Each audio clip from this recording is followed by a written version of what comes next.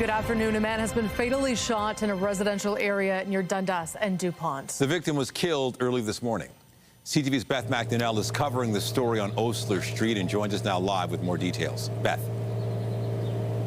Nathan, residents are telling us they woke up to the sound of gunshots around 5 in the morning, telling us they heard as many as 11 shots, one of which went through the window of this house just next to me. Take a look. It's the front window of the home. There are also evidence markers on the ground around the gas meter. This home is just steps away from a gathering of evidence markers where it appears the victim, a man, Toronto police say, where he was gunned down. This is a pocket of the junction near Davenport and Dundas. We are told the man who was killed is possibly in his 30s. We're also told the shooting was possibly targeted. Residents are feeling very nervous in the area, and they're also very scared. While some are saying they're not surprised this shooting happened, still everyone we spoke with is concerned.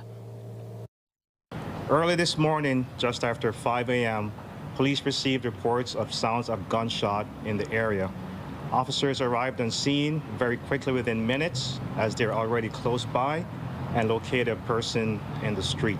The officers located an adult male suffering from gunshot wounds and started providing life-saving measures. Our Toronto paramedic services also attended and assisted. However, despite all their best efforts, the male was pronounced deceased at the scene. Maybe 10 or 11 gunshots. It was maybe 1, 2, 1, 2, 3, 1, 2, 3, 4, 5, and then silence. And then officers responded very quickly and didn't know what was going on. I just went back to sleep. Yeah, I got woken up. For fourth time. Fourth time. I say, boom, boom, boom, boom, boom, boom. Oh my God. Oh my God. For me, it's so terrible. You say, I know this is a son. Oh my God. Oh, Jesus. Oh no.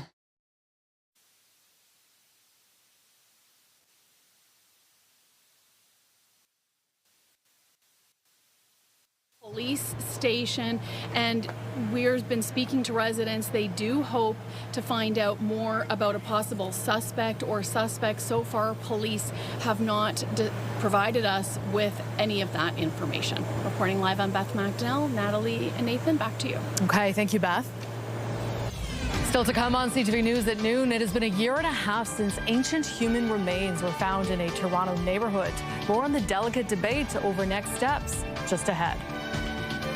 And we have more news in a moment, but first, here's a live look at the city this afternoon. A beautiful looking afternoon, lots of sunshine, air quality is good, humidity is low. A great day to be outside to enjoy if you can, because things will change tomorrow. Lindsay Morrison is here with a look at the current conditions. Just a lovely day, Lindsay. It really is, Nathan. This is crowd-pleasing weather. It is comfortable yet again, and we've got those sunny skies. So enjoy this, because you're right, a change is coming as early as tomorrow. It is 21 degrees right now at Pearson Airport. It's a little more humid today than it was yesterday. For example, it feels like 24. You might not notice a whole lot of a difference, but we will notice it more so into the day tomorrow. A southeast breeze today. It's lovely. It's refreshing. And once again, we are struggling to find much in the way of cloud cover out there. If anything, some fair weather clouds for today. Afternoon high, 25 degrees. Nice and comfortable. Normal temperature this time of year is about 27. We're going to see a core temperature around that for tomorrow. And then Thursday looks like the hottest day of the week. We'll show you what it's going to feel like coming up. But for now, Nathan, I'll send it back to you. Thank you, Lindsay. The city's outlined its next steps following the discovery of ancient human remains during a construction excavation more than a year and a half ago. But the plan moving forward has been met with opposition from at least one First Nations group. CTV's Scott Lightfoot explains. For more than a year and a half, this water pipe upgrade site along Withrow Avenue has sat untouched. I recognize that this has taken longer than we would have liked, but given the criticalness of the situation, we need to ensure we are doing this right. The work site frozen in time, just like the human remains discovered here in January of last year. Those remains determined to be historical in nature, the area a known settlement site of several First Nations groups. Archaeological evidence shows that we have 600 generations of settlement. Following provincial protocols, work on the site was immediately halted. 11 First Nations groups were notified. 10 of those groups have consented to a burial site investigation. But representatives of the Haudenosaunee Confederacy have not. The group of individuals calling themselves HDI, the Haudenosaunee Development Institute, have no rights here. These are not their lands. They have no treaty here, and they have no ancestral connection here. That's not the case, say representatives of the Haudenosaunee who alerted the media that the found remains have been kept in a city truck since they were found more than 18 months ago. Our rights should include, and do include, in fact, the right to make sure that our ancestors don't end up in a dump truck for over a year. At this point, it's not known how many people are buried in the area. Archaeological officials say when work begins, they will dig in a grid pattern of 1 meter squares from the site out. So you don't investigate. Sorry, Thank you so much. That's great. That was all the questions. But officials shut down the press conference before answering questions about what would happen if the site expands to places like driveways, lawns, or the street. For those who live in the area, that is just one concern. Another is what could happen if work goes ahead without the consent of all 11 groups. We don't know where the truck is, but certainly we know where the site is, and certainly we're capable of putting people on that site to exercise rights. And if the exercise of those rights interfere with the burial site investigation order, that's not our problem. The city says preliminary planning work for the site is complete and site work is expected to begin shortly, even without the consent of that 11th group. However, the HDI says they have emails from the archaeological firm saying they will not begin without all-party consent. Meanwhile, the cost of providing 24-hour private security to ensure no one disturbs the site is approaching the $400,000 mark. Scott Lightfoot, CTV News. To Peel Region now, where police have just announced the results of an investigation. A series of arrests linked to home invasions and jewelry store robberies across the GTA. CTV Sean Leathong is in Peel Region this afternoon and joins us live with the latest. Sean. Well, Natalie and Nathan, police were discussing the results of Project Night Train, resulting in 12 arrests with one person outstanding, $2 million in goods that had been stolen, of about half of which has been recovered, and 136 charges. Now, what was particularly strange about this press conference today is how police described that two criminal networks they described very loosely based were doing particularly violent home invasions and smash and grab jewelry store robberies. Now, many of the arrests happening in recent times, but they described how at some points people would come into a person's home and act quite violently towards the people inside in order to get what they want. They talked about people being shot, people being beaten unconscious before stealing a car or jewelries, not to mention the smash and grabs as well. Beyond that, they talked about the number of people that have been arrested. Of the 12, 6 were young people who cannot be identified from Peel Region and Toronto. Now, here's Deputy Chief Pete Milinovich talking about how violent these acts just were. Those 17 incidents represent over 60 victims and people that experienced that terror, inclusive of 9 children. Several of those incidents left people with life-altering and traumatic experiences that they will carry for the rest of their lives. One of them occurred and a man was shot in his chest. Another had a victim beaten unconscious in front of his family and then driven over with a car. One of the questions focused on bail and who was out on bail at the time. Peel Police confirming that 4 of the arrested parties were actually out on bail when they were arrested. Again, reporting live, I'm Sean Leathong. Natalie, I'll send it back to you. Thank you, Sean.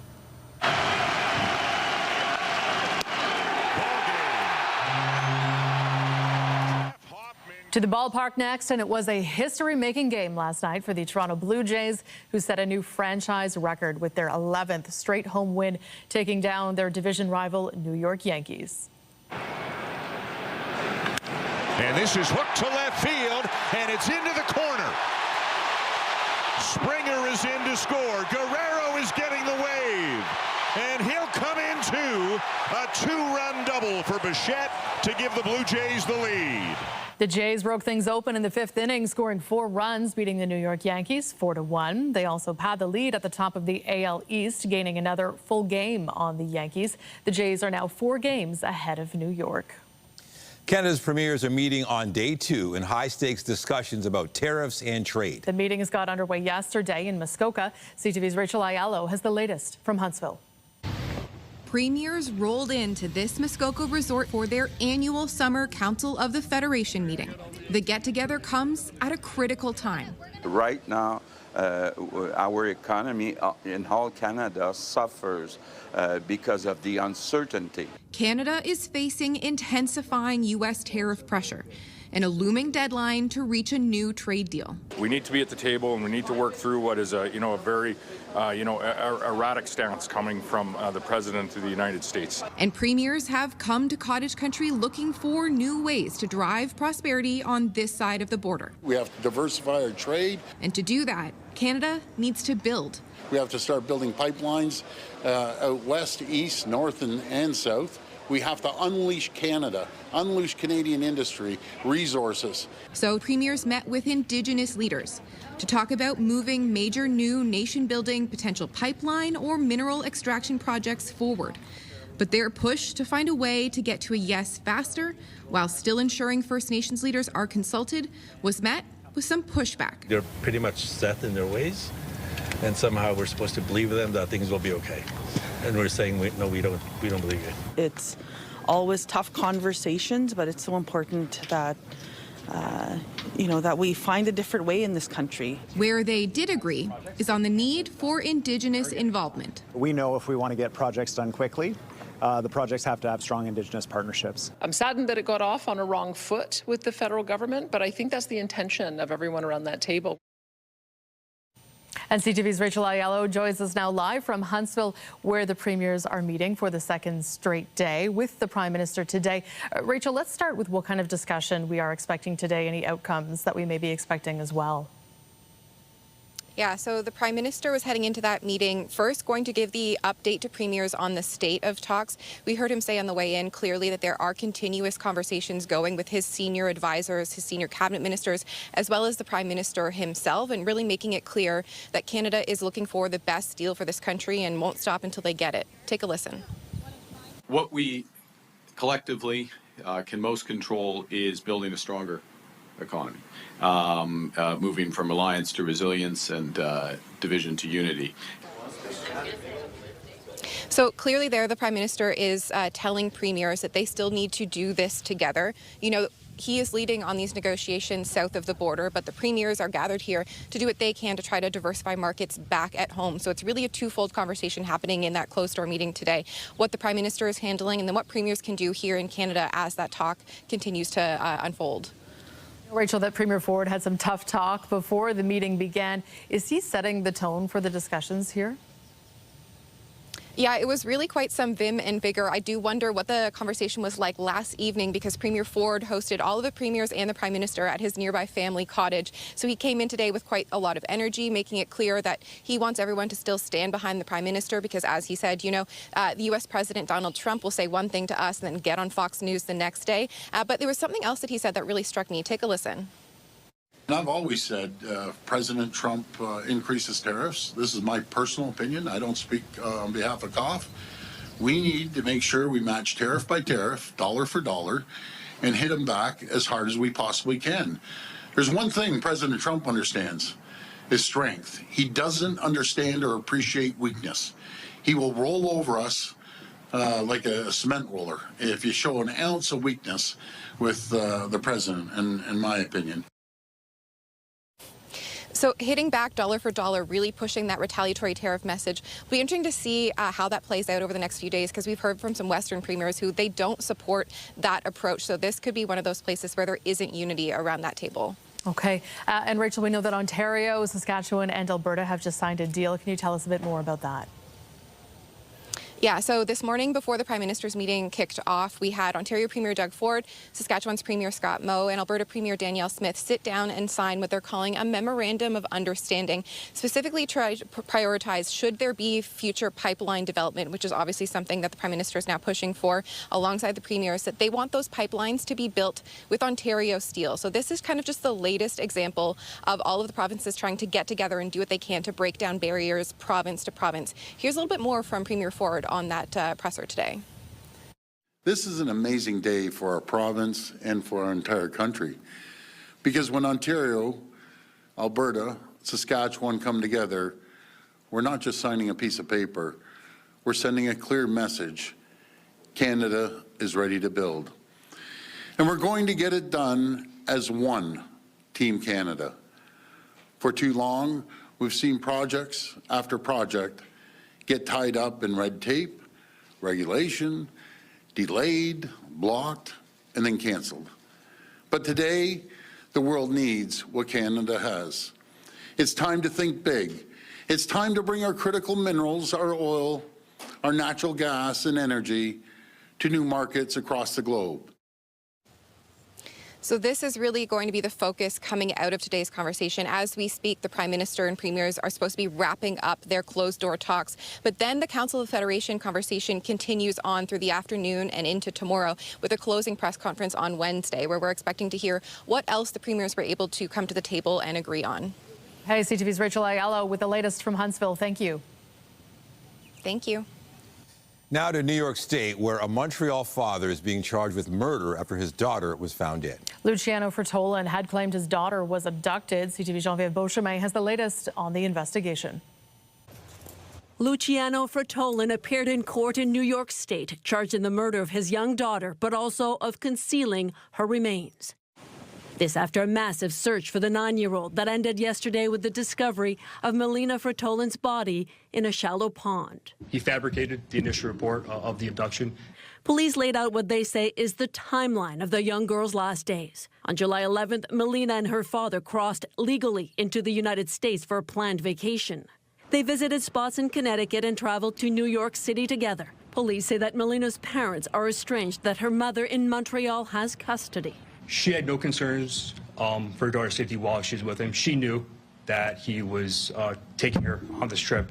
On July 19th, father and daughter were seen on surveillance video in Saratoga Springs, New York. An hour later, at about 6:30 p.m., Melina spoke to her mother by phone, telling her she was en route back home. At 10 p.m., New York police say a call comes in to 911. The 9-year-old daughter was possibly abducted in a white van. Authorities triggered an Amber Alert. The next day, law enforcement officers found a body. This an hour's drive from Lake George in a pond in Ticonderoga, New York.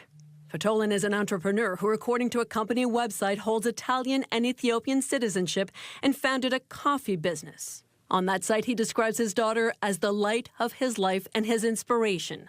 Federico Sanchez first met Fertolan at a Montreal coffee shop years ago. They chatted a few times over the years about life and family. All I can tell you is that it would be a massive surprise to find out that he were guilty of such a thing. The father will be back in court on Friday, and he has for now pleaded not guilty. Geneviève Beauchemin, CTV News, Montreal. The OPP is trying to identify 2 suspects after a rock was thrown from an overpass onto a vehicle on the 401 in Ajax. It happened around 11:30 a.m. Sunday at the Harwood Avenue overpass. OPP say a rock struck a vehicle traveling east and damaged its windshield. No injuries were reported, and police say the suspects are both male, with one having long curly red hair and last seen wearing a red shirt. The other was wearing a gray shirt. It is quite concerning when you start seeing all these rock incidents happen, right? We had that big investigation in Aurora a couple months ago. Last couple of weeks, we've been seeing Niagara, St. Catharines area be hit with these rock throwing incidents. It's very concerning. It's very dangerous to the motorists on the road when they're driving along. They're not expecting rocks to hit their vehicle.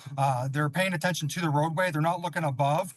They can't see the rocks coming if they're big or large. All they know is when they're driving, they can just see, or feel the impact of that rock hitting the car. OPP are asking anyone with information or dash cam footage to come forward.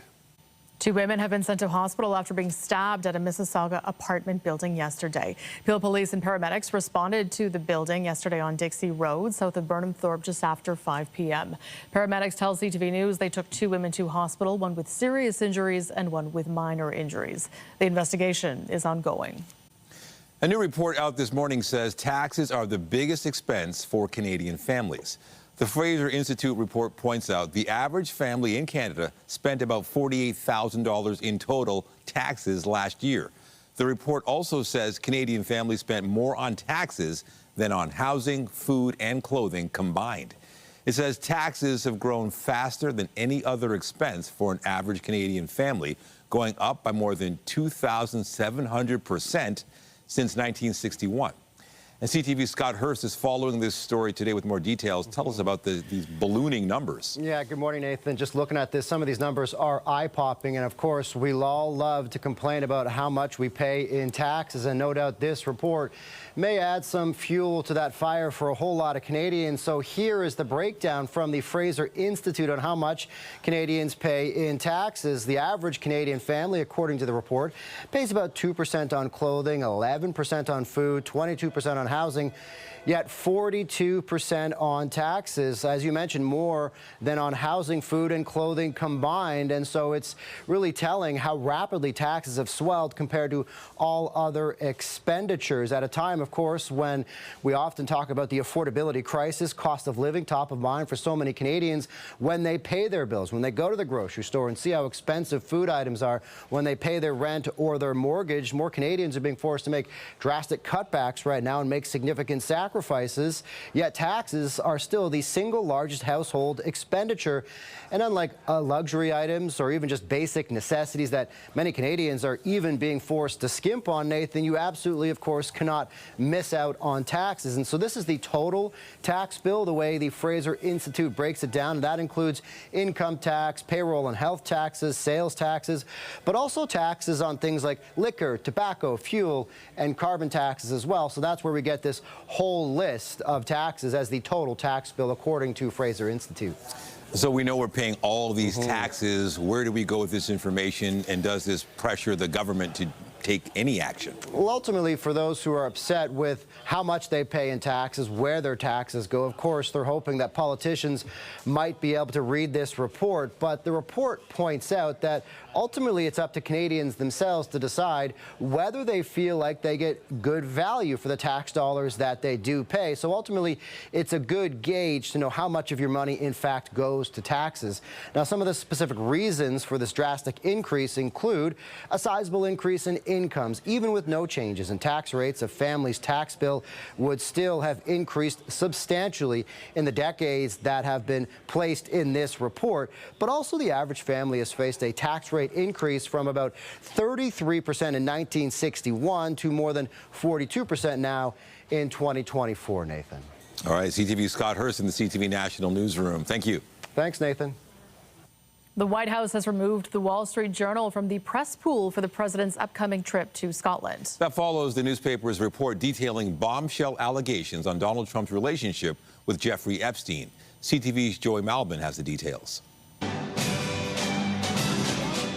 The U.S. president should be celebrating his political wins. Instead, he's struggling to distract from the Jeffrey Epstein scandal, posting phony AI pictures of Barack Obama being arrested, showing Democrats behind bars, and posting people doing, well, bizarre things. Anything it seems to change what's become a national obsession over the convicted sex offender who preyed on young women and his so-called client list. Jeffrey Epstein was a friend of Donald Trump.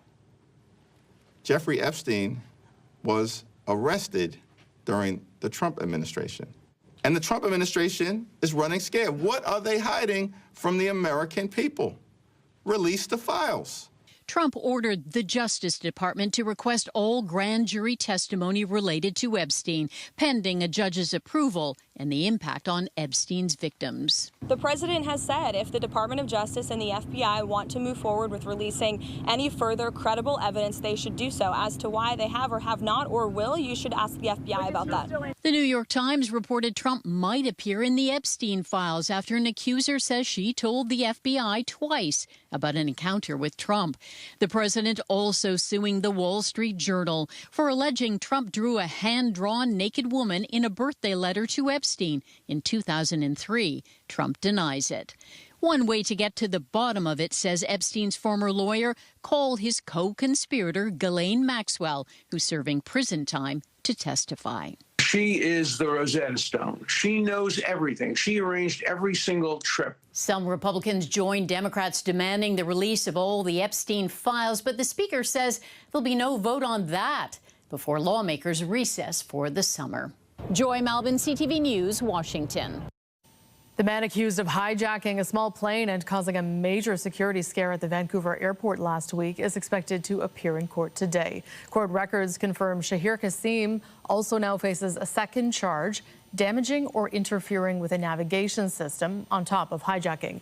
The 39-year-old former commercial pilot allegedly seized a Cessna in Victoria, flew it over Vancouver's airport and landed before being arrested. Police say he had an ideological motive and had posted online claiming to be a messenger of Allah sent to save humanity from climate change. Both charges carry a maximum sentence of life in prison.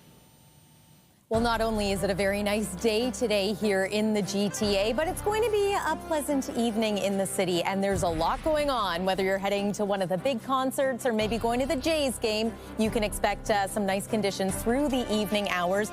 Sunshine followed by clear skies after the sun sets. Temperature remaining in the 20s, and then eventually we fall to an overnight low of about 16.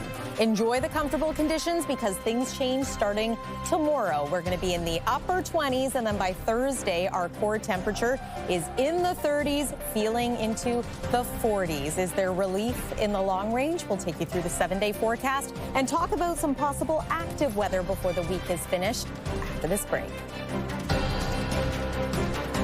When you see it happen, send it to CTV News. Text 10400 from your screen to ours. Text 10400. Welcome back. Well, as summer days go, today is pretty perfect if you ask me weather-wise. You were throwing the ball around last night, Nathan? Right. You know, this time of year, especially when you get sunlight after 7 o'clock, take advantage of it because before you know it, it's not there anymore, especially when the weather is good. So, yes.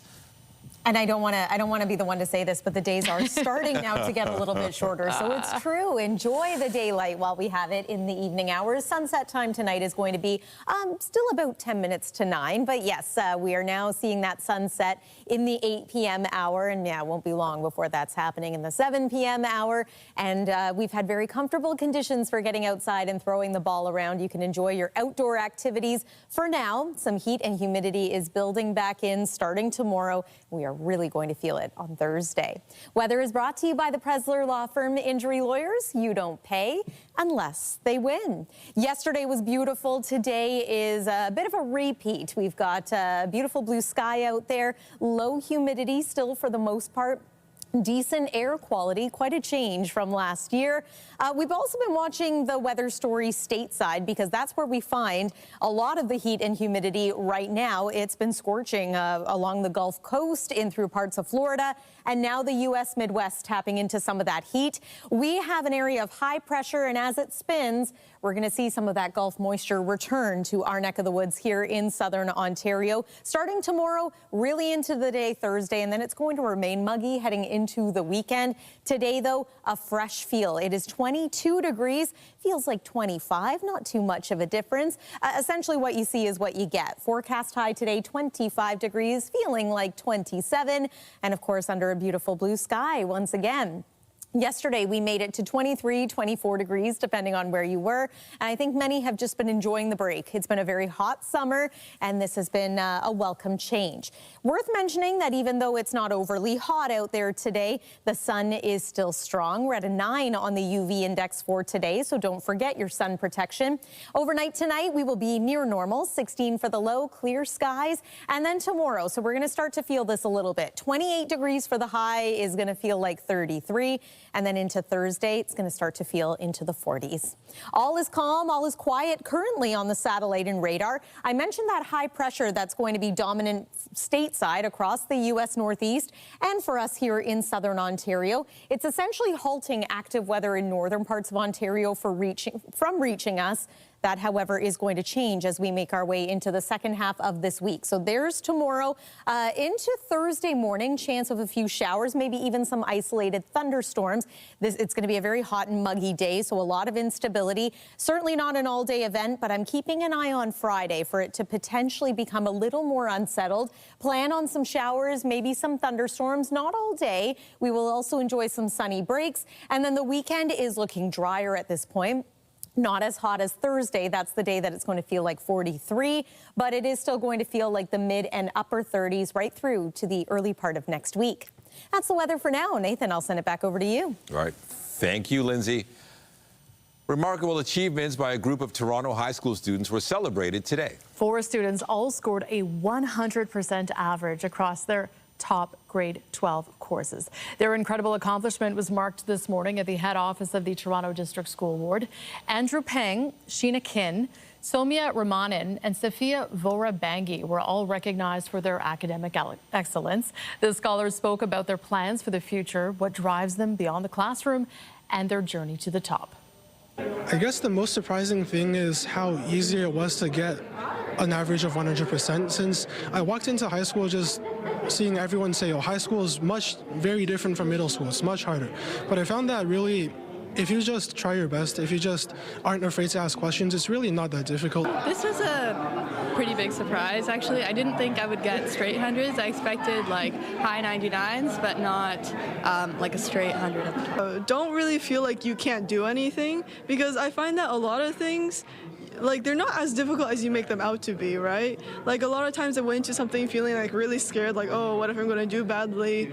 But really, it's fine. Like, a lot of things are designed so that they're able to be done by high school students. There's so many different things, and I think that's what makes it so unique, and that's what, talking to all of them and like meeting different people, that's what made me more interesting as a person, and I think that's what's really great about these communities. The students say they are looking forward to university and exploring exciting career opportunities after that. Congratulations. Coming up, a disappearance nearly 40 years ago has possibly been solved with the help of a group of divers. That's after the break.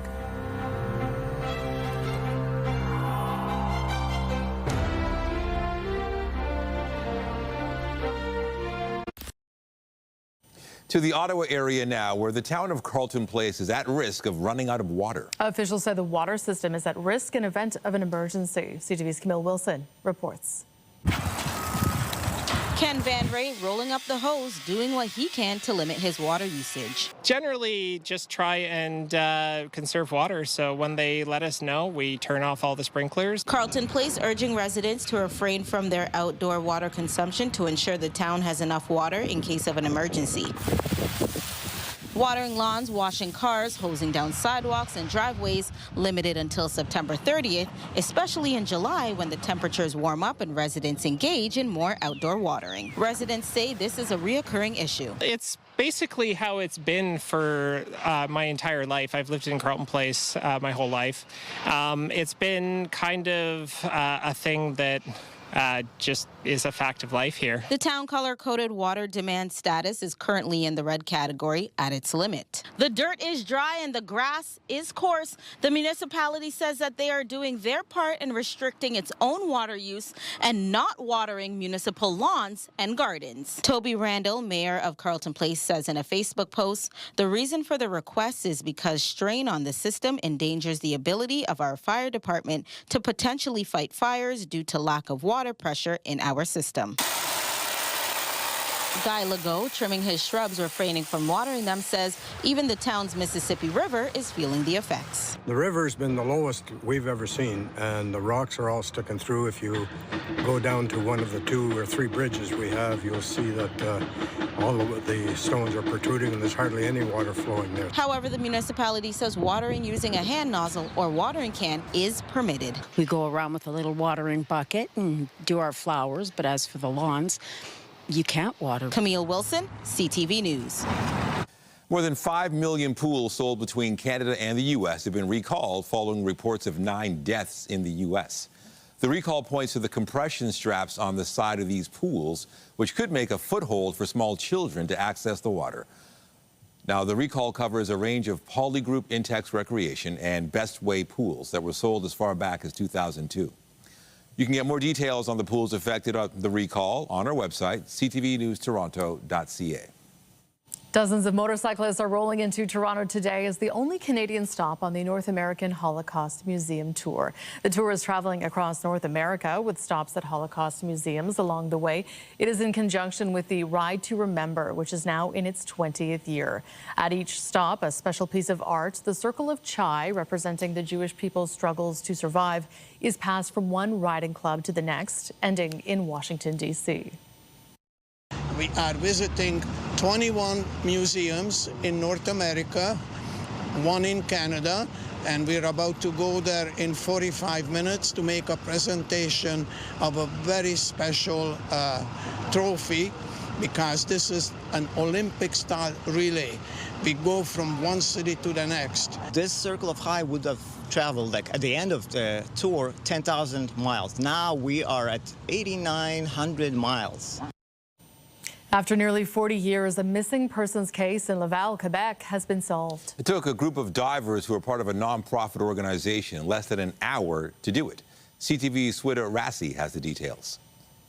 The family of Robert St. Louis is watching as his Jeep Cherokee will soon get pulled out of the Mille-Île River in De Montagne. We're able to confirm that the vehicle that is down the river is linked to the missing investigation. The Laval man, who was in his 40s, went missing in 1988. Police say they found remains inside his car. Some remains have been removed. We still have to send them to the lab to have them tested for DNA and make sure it match. American diver William McIntosh from Exploring with the Mission says he was contacted by St. Louis' daughter a few days ago. She wanted help finding her father, who disappeared without a trace. McIntosh and his team gathered as much information as they could. He knew that St. Louis couldn't have gone far. He had no gas in the car. He had no key for the gas tank. He had no money in his pocket. Using sonar, the team searched the river near his house. 35 minutes of searching all the way down to the thing, came around the corner, 5 minutes, and then within 5 minutes we picked it up. What they picked up were images of his car, submerged underwater. A 37-year-old cold case solved in less than an hour. You know, it always still brings a tear to everyone's eye. The group also solved another cold case 10 days ago in another region of Quebec using the same technique. Advocate Stéphane Luce has been following the case closely. There's something to learn, like reading the ultrasounds is something that is very important. But for investigators, the work doesn't end there. Police have uncovered around 10 cars in the area. We're going to go one by one and take them out of the river and try to find out if we can link them to anything. As for the case of St. Louis, police say there are no signs of foul play. But for the family, they now have some closure. The question they had for nearly 40 years has finally been answered. Swida Rassi, CTV News. Still to come this hour, concerns that 3,000 auto manufacturing jobs in Brampton could be at risk if the tariff fight with the U.S. drags on. That story just after the break.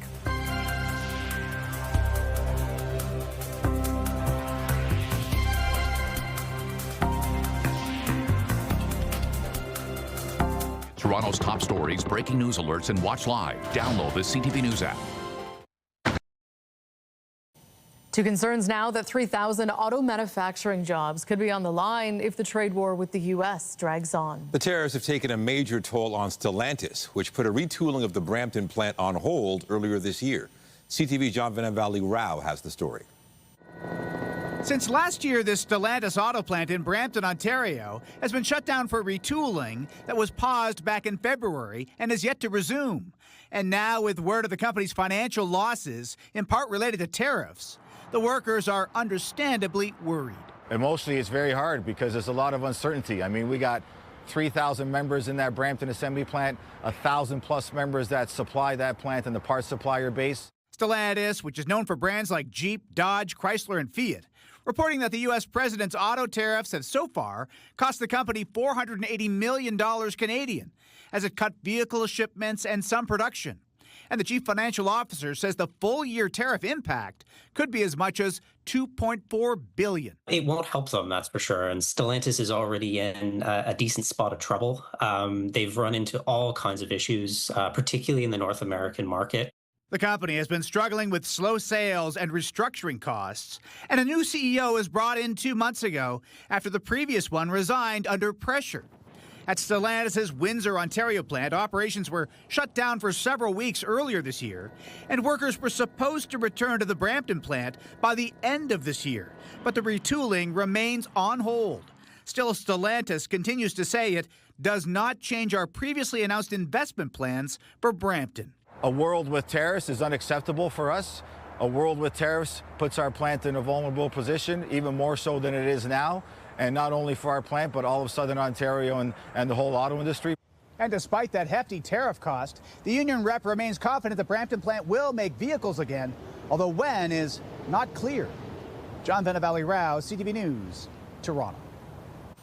Meanwhile, General Motors' second quarter core profit fell by 32%. The auto giant says U.S. President Donald Trump's tariffs took more than $1 billion out of its earnings in the quarter. The decrease occurred despite strong sales in the first half of this year. GM and other automakers saw a surge in demand this spring from consumers who wanted to beat the tariffs.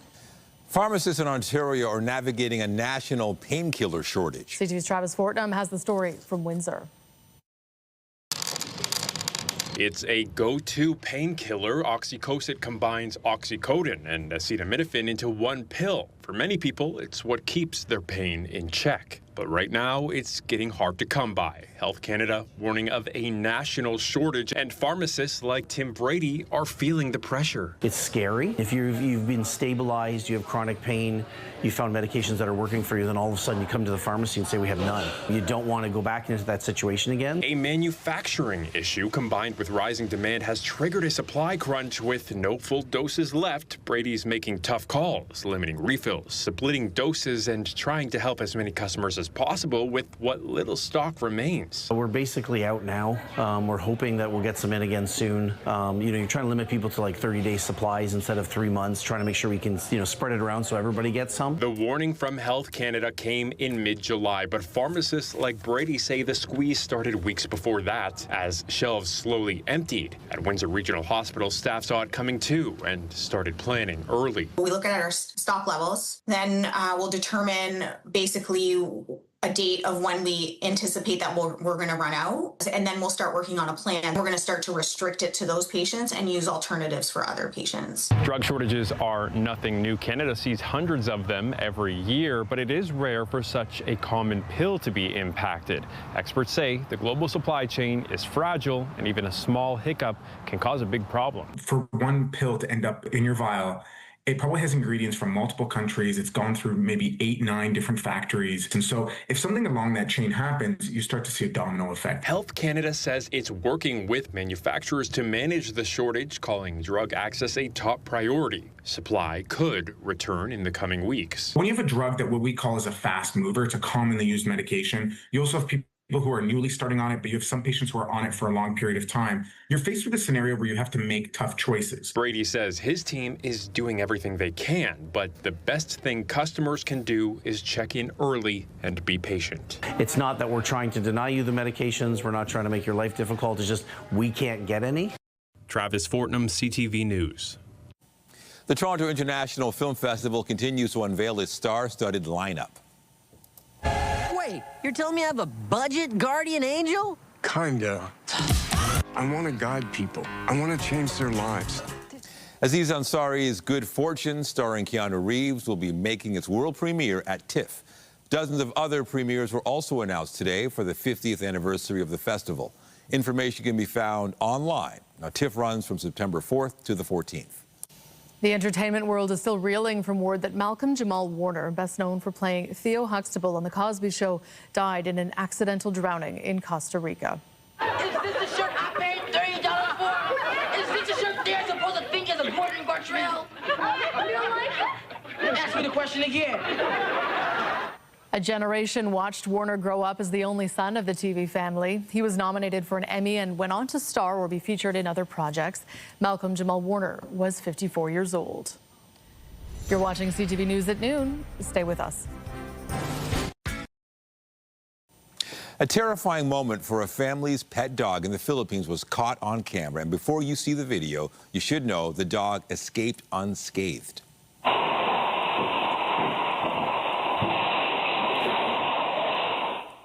A massive boulder rolls from the mountainside and onto the driveway. The black Aspen sprinted to safety seconds before it crushed her metal cage and a parked car.